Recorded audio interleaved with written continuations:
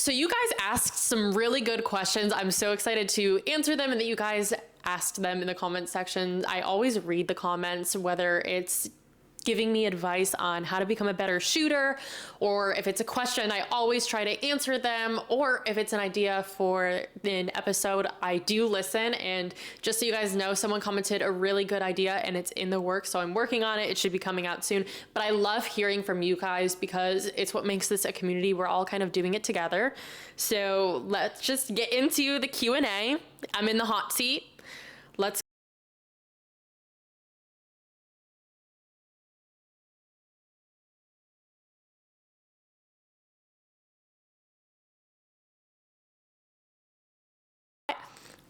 in dating, are single fathers a red flag? So I will say I have never dated a single father, but that's not to say I wouldn't. I don't think that that's a red flag. I think things happen, like sometimes, whether it's an unfortunate circumstance or whatever kind of situation you are in, as long as you are a good father and you have good character and you're raising your kids right and you're being a good dad, why would that be a red flag? I think that's actually a very green flag to see a man be a good father to their children and raise them up with tradition and values. And also you can see the love that they are giving to their kids. I think that is so admirable.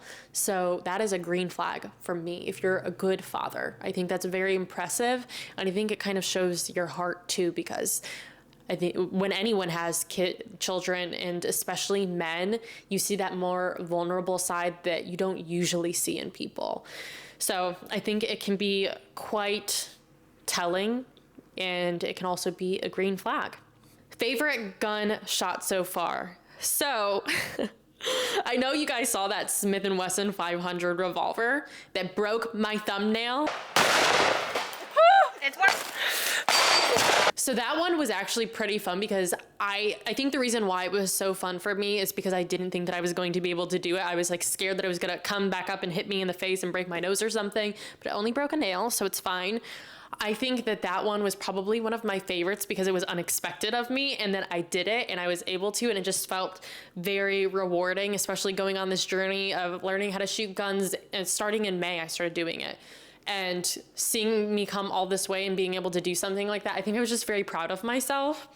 Although it's because of everyone at the gun range has been so helpful towards me, and just like when I'm out shooting, they helped me correct my stance, or if I'm doing something that needs improving, they will give me tips. So you guys have all been so freaking helpful. And in the comments section too, I think it's really helped my journey. But I think it may be that one, or of course like an AR-15. I do love big guns. It's so fun.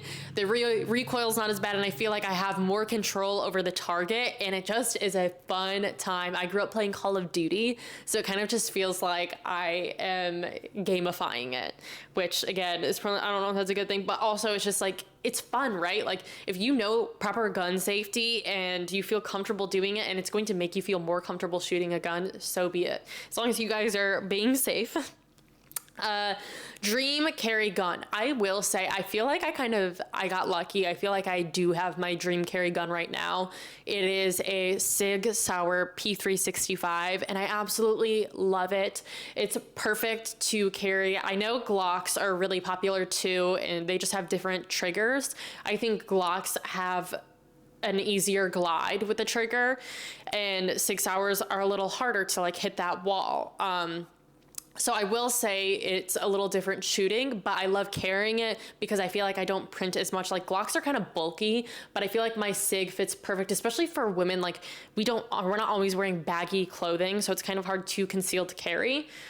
So I love that for me. I feel like it works really well for me. I have heard, I think it's a Staccato CS is really great. It's a really pretty gun. It's expensive, but I've heard it's also really great for concealed carrying. But yeah, I do think that I have my dream concealed carry gun for the moment. What are some things you are looking forward to for the upcoming holiday season? Let's see. I have a lot of traveling coming up. So I guess November and December are like the big holiday months, right? And then we got New Year's Eve. So I'm just gonna tell you what my plans look like.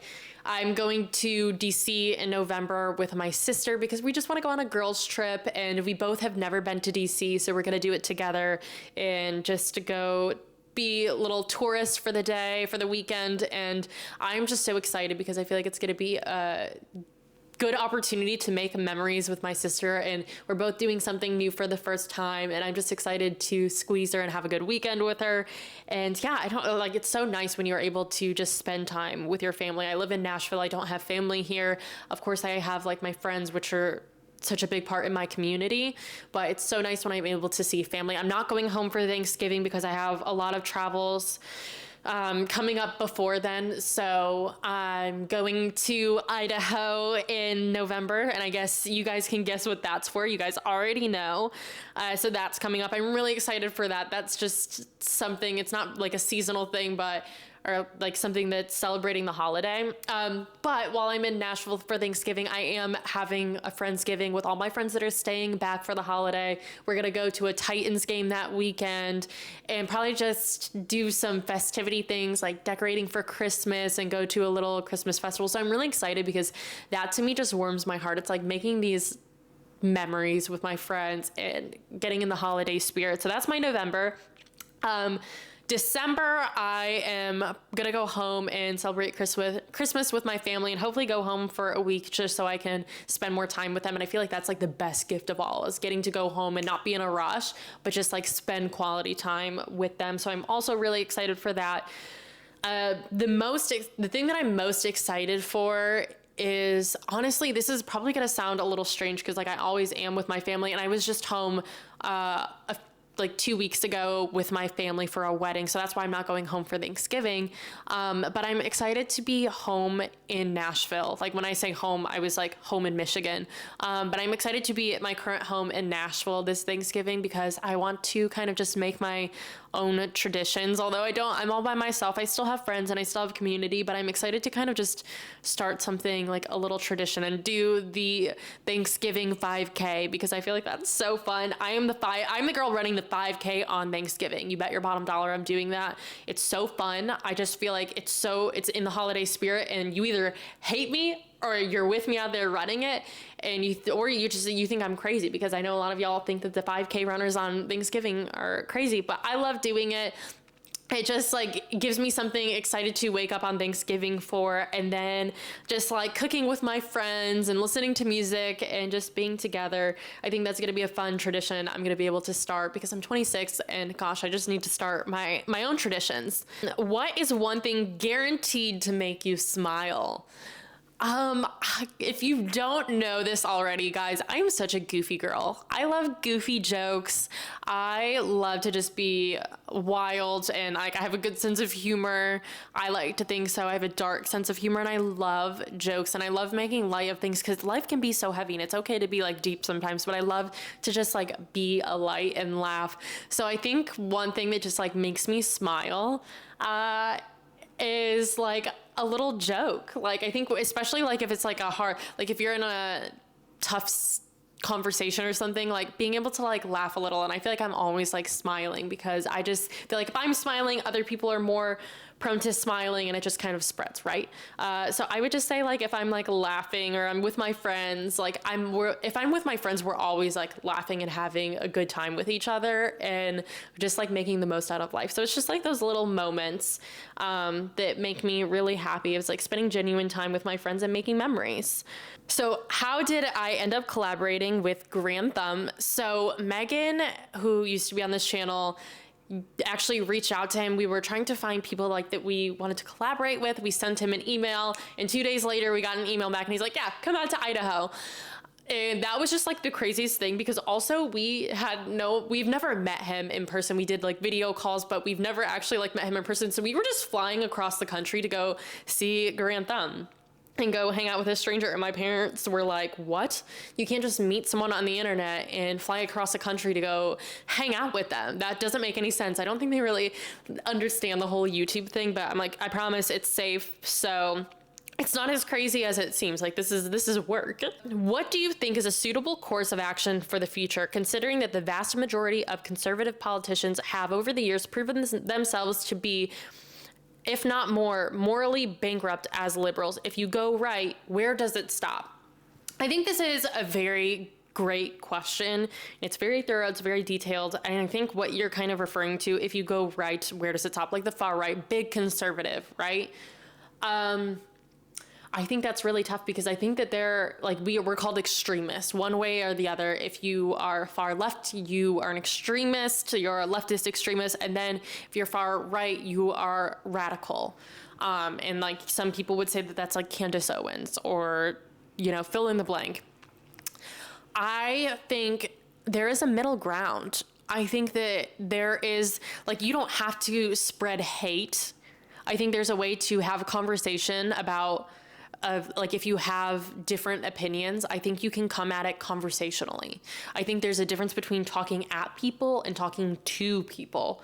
And that is the key here, right? Like, you want to be able to sit down and have a conversation, even if you guys don't have the same beliefs, that's completely fine. Like, have a conversation, understand people. And I think that's really what the movement's lacking, right? Understanding. Because everyone behaves a certain way for a reason. There is psychology behind it. Like, that's something that I'm really passionate about too, right? Is understanding behaviors, because I think that plays a huge role in politics and culture. Like, I want to be able to understand people. Yes, we disagree, but why do we disagree? And can I understand it from their perspective? And maybe that will help us come to more of an agreement. So I think that the answer would be, is we have to have more empathy, we have to have more understanding, and we have to talk to each other, not at each other. Because right now it's like two parties talking on very far sides, yelling at each other from across the room. It's like no one wants to come in the middle and shake hands and have a conversation and just like not necessarily call a truce, but like be able to have a conversation and kind of be able to see eye to eye. Even if you don't understand them, we don't need to get upset. There's no reason for the anger. Like, I think sometimes there's a time and a place for that. But I think for most conversations, like, we really just need to have more conversations. And I think that's just the sum of it, which is what I'm trying to do here. Is even if you don't believe quite exactly what I am saying and what I believe in, let's have a conversation about it. I am always down to hear another perspective. And if I feel like it can make sense, I might just change my mind on some things. Because there are some things that I'm wrong about. I'm not perfect. I'm human. As you guys see, I've changed a lot. I used to be a liberal. I'd never shot guns until like May this year. So like people change. And I think that like I'm more than willing to hear someone out and have an open conversation and just see where that goes. So I think that's the way that we have to approach it. Have you ever been in a fight? What do you think? Who asked that? Does it look like I could get in a fight? With whom am I fighting? Oh my gosh. I also, so the answer is obviously no. I've never been in a fight with anyone. But yeah, I don't know. I feel like I just never actually get angry. If you have seen me angry before, it's probably because I'm passionate. Like, people may confuse that. If I'm talking about a particular subject, I may be really passionate about it. And that could be politics. It could be culture. It could be like my faith, is that I get passionate and it kind of makes me a little loud, but I don't think I ever really get angry. I think I am mostly a pretty calm person, except when it comes to parking. I'm not a calm person when it comes to parking, but most things I am pretty calm with in life. And I think even when something upsets me, I try not to show it with anger because that doesn't really get us anywhere. So I'm just not really that angry of a person, and I don't think nor would I ever want to show that physically and get in a fight with someone. So absolutely not. I saw you say in a previous post that you held fairly liberal views in college. Could you talk about a little bit about your personal journey and how you view things now? What made you change and why? So I'm going to be talking about this a lot more because it kind of is the backbone of Girls Gone Right. Hence, that's, I always forget that I need to keep sharing this story because it's how it started. But Girls Gone Right. I went right. I changed my views. I walked away from the liberal ideologies and was able to find sense elsewhere. My frontal lobe finally developed, so it changed a lot for me. But I think it was really just the pandemic When I was sold the lie in college that my body, my choice, I was a feminist in college and I truly believed my body, my choice, like free the nipple movement. Oh my gosh, it was horrifying to look back at that. But that's what I believed in because that's what I was surrounded by. And especially I went to UNC Charlotte. I studied psychology for a little bit and then switched to marketing. But those were the classrooms that I were in. I felt like I was being indoctrinated and led to believe a certain thing. But then the pandemic happened and I was told it was no longer your body, your choice. It was, you're going to get vaccinated and we help thy neighbor. Like, you're protecting the neighbors. Like, do you actually care about people? Let's keep everyone safe, get vaccinated. But then they were also at the same, simultaneously still pushing my body, my choice, like, because Roe v. Wade happened, and got overturned. So it was interesting to see the contrast of very similar things happening and then they were trying to put different labels on it. So this is what the left does, right? They sell you something and they're two very similar things and they repackage it in different ways to hit their market. It's lies. You're being lied to. The government is gaslighting you. They are repackaging things to sell it to whomever, like whatever lie they can wrap it in to get people to buy it. That's what they're going to do. And I saw past that, especially during the pandemic and what they were doing. I'm like, wait, I believed in medical freedom. I thought that that's what my body, my choice was, because that's what I was told. And I'm fully pro-life now, but in college I was pro-choice. So when this all happened, I was very confused because I thought I had medical freedom. I thought that's what we were pushing for. And then it got taken away. Now we no longer have medical freedom because they're forcing this, but also my body, my choice, and that's medical freedom, except the government also wants to take away medical freedom and you all have to get vaccinated. Does that make sense? No, it doesn't make sense. You can't clarify that. It doesn't make sense. And they're pushing the same thing, but they're telling you to stop looking at it and just do it. So it was a lie. And I just couldn't support that. I'm like, this is crazy because I do believe it intrinsically. Like, the reason why I bought that pro-life or pro-choice movement was because I thought that I wanted to push medical freedom. And then I realized that's not what that was. And we are not protecting all the lives because only some lives matter. And so I just stopped buying that. And that's when I kind of just turned and started doing my own research. And I think really the hardest thing to break was the pro-choice, because they really just wrap your mind around that, like, you're a woman and you now don't have sexual freedom because you can't get an abortion because you don't have the right to murder. So now you don't have medical freedom. That's what they tell you. And it was so ingrained in my brain that that was the hardest thing to undo out of every lie that I was sold. It really took a while. And I did a podcast with Deanna. Oh my gosh. I'll have to link it below. But when Girls Gone Right first started, Deanna Forchaker, I'm going to mispronounce her last name, but she was on, or she had the big podcast with Glenn Beck called The Cinderella Story, where she got an abortion when she was very young and she got her dream job as Cinderella at Disney World. And then she ended up getting pregnant and she had to make a choice. Like, if I'm pregnant, I can't be Cinderella anymore because they're not going to want a pregnant Cinderella. So she got an abortion and she suffered depression after it. She still had postpartum depression. She now had to cope with the loss of aborting a child. And then I think this story came back up because Planned Parenthood, like a few years ago, tweeted that princesses would get an abortion. And something like that, even princesses get an abortion, like some really lame tweet. And Dina commented below stating her story and that she did, and it was the biggest regret of her life, and it kind of blew up, and Glenn Beck had her on and she shared her story, and it was just so moving to hear her perspective and how it changed her life. And she is such a pro-life advocate now, and it was just amazing to see, like, she changed, and if she can do it, I like, after hearing her story, like, I was emotionally wrecked. I completely understood the lies that she was sold, that it was medical freedom and it's a lie. And hearing it from her, I'm like, that's how I feel. Like, I felt like I was lied to. And like, I don't know, like, it's hard to kind of rewire your brain, but that was an amazing story. And I'm so thankful that I got to be connected with her and interview her. And it was an amazing interview. I'll link that below. But that was like the biggest thing that I had to overcome. And now, like I said, 100% pro-life now. Okay, last question. What are your future plans for the direction of the channel, and what do you want Girls Gone Right to become? So I think Overall, I want it to become what it started as. It started as a women's group, and it was just, there was no YouTube channel. It was just girls meeting up once a month to go get a glass of wine or go get coffee. And there was like a lot of girls that showed up.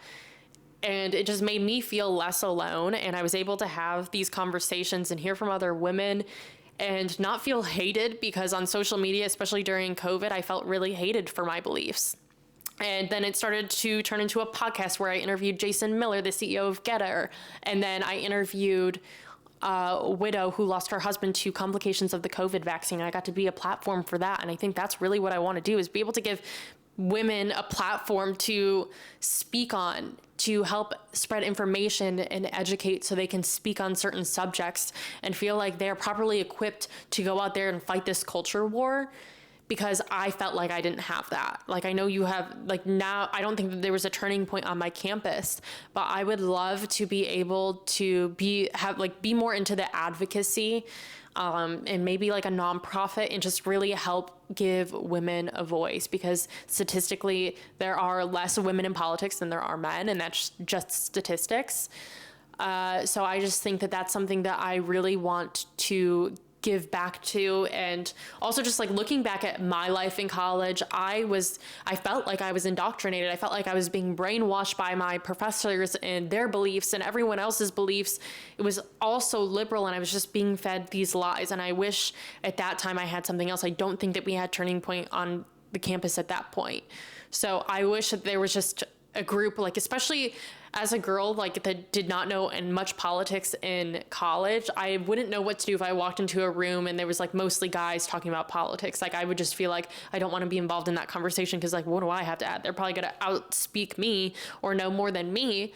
But I would love to just start like a women's focused group. And especially with shooting guns, I think that's like, when I go to the range, there's always all guys there. I don't see a lot of girls, if any. So I think that is like a great platform, is to just be able to empower other women to get involved, because women are freaking badass and mama bears are tough. And if a woman wants something, she's going to go out there and get it. And women are loud, guys. I'm a woman. I'm loud. I talk a lot. So girls are chatty, right? Like, that's how girls work. So like, imagine if all of us just like had all this information and we were able to talk about something so important. So I think that's the main goal of Girls Gone Right, is to really just empower everyone and spread information, not misinformation, and use that as a platform.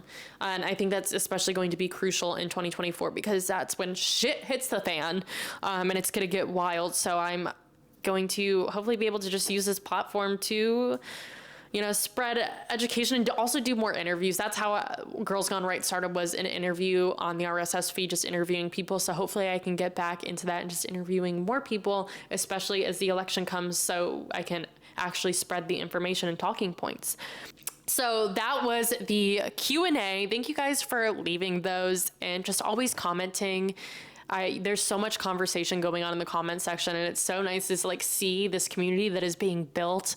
If you are not yet subscribed to this channel, make sure that you subscribe, because anytime that I actually post something on the community post, which I do frequently because I love talking to you guys, you'll get a notification for that. Anytime I post a video, you'll get a notification. Comment below if you guys have any ideas for content episodes. Let me know in the comments. And what is your guys' favorite gun? Like, concealed carry, what is your daily carry? Let me know in the comments. I would love to hear from you guys, and thank you guys for watching Girls Gone Right.